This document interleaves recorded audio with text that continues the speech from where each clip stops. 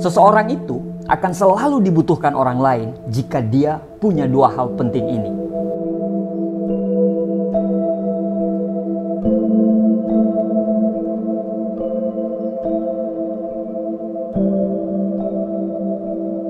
Yang pertama, dia punya personal brand yang sangat kuat. Personal brand adalah kesan yang ada dalam benak orang lain sebagai hasil dari tindakan-tindakan yang selalu kita lakukan tiap hari. Personal brand adalah semacam identitas diri kita dan ciri yang dapat dikenali orang lain dari yang ada dalam diri kita. Personal brand itu ada yang secara tingkah dan pola laku kita sehari-hari. Misalnya, kita rajin, maka kita akan dikenal dengan orang yang rajin. Kita pemarah, maka kita akan dikenal sebagai orang yang pemarah. Abdi yang mana tuh? Oh, Abdi yang sering telat itu ya?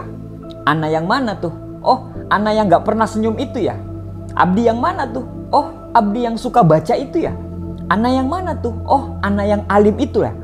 Itu adalah pola dan tingkah laku kita sehari-hari. Tapi ada juga personal brand itu terkait pada minat yang kita kerjakan atau hobi yang kita kerjakan. Minat seseorang itu bisa dikenali dari semua aktivitas yang dia jalani. Jika dia seorang pelukis, maka orang lain itu akan mengetahuinya karena pernah melihat lukisan atau aktivitas melukis dia. Demikian pula dengan orang yang terkenal sebagai seorang musisi. Semakin sering terlihat bermain musik, semakin sering dia manggung, sering isi acara-acara musik, maka personal brand dia itu akan terbentuk di situ. Nah, jika personal brandnya ini kuat, maka tidak perlu memperkenalkan diri. Orang akan tahu siapa diri Anda dan apa minat Anda. Saat orang bertemu dengan duta Sheila on 7, tidak mungkin orang bertanya apa profesinya duta. Personal brandnya begitu sangat terpancar. Personal brand itu bukan tentang narsis-narsisan loh. Tapi personal brand itu adalah tentang apa yang ingin kita tuliskan pada dunia dan orang-orang dapat membacanya dan bisa melihatnya sebagai sebuah sejarah. Nah, Anda sudah punya personal brand yang kuat nih. Yang itu yang akan menjadi modal bagi Anda untuk menjadi sesuatu di dunia ini. Tapi kalau Anda nggak melakukan yang kedua ini, maka Anda sama saja seperti sebongkah emas yang tidak pernah ditemukan orang. Apa itu yang kedua? Yang kedua adalah seseorang itu mesti selalu hadir. Maksudnya kita selalu update dan kita berkomunikasi kepada siapa aja. Kita usahakan sebisa mungkin untuk bertemu dengan orang dan memperkenalkan diri kita seluas-luasnya. Sebarkan kartu nama ke orang-orang, menyanyilah dari panggung ke panggung apabila Anda ingin jadi musisi. Datanglah ke acara-acara yang ada hubungannya dengan keahlianmu. Tapi jika tidak mampu, jika tidak punya waktu untuk ketemu dengan orang banyak, maka perbanyaklah silaturahmi di media sosial. Jangan ragu untuk pamer semua karya-karya kita, pikiran-pikiran kita, semua hal yang kita minati. Sebab di media sosial itu ada ratusan juta mata yang bisa saja setiap saat akan menemukan kita dan kelak akan mengajak kita untuk bekerja sama.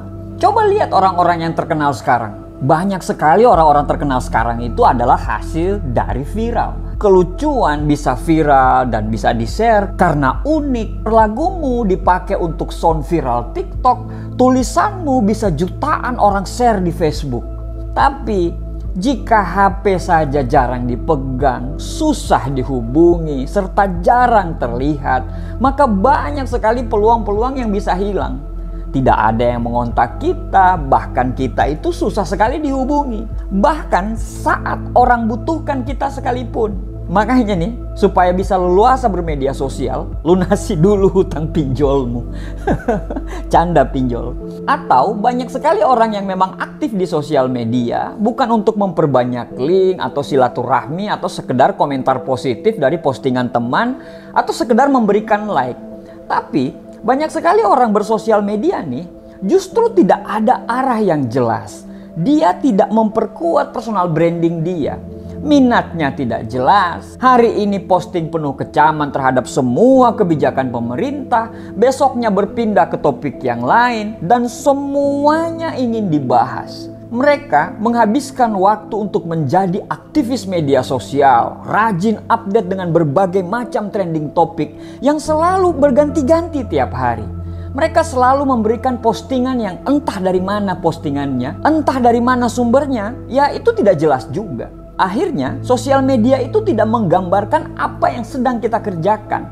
Padahal dengan sosial media itu, ya kita bisa pamer loh karya-karya kita. Kalau kita seorang musisi yang mengcover lagu, ya pakai semua media sosial kita sebagai ajang promosi karya-karya kita. Jangan masuk ke ranah yang lain. Kita selalu ingin terlibat dari semua topik, tapi lupa mencari apa yang sebenarnya kita paling sukai. Kita sering merasa diri kita itu pakar dari semua bidang. Kalau kata Warren Buffett, ada yang namanya lingkaran kompetensi yang harus kita buat.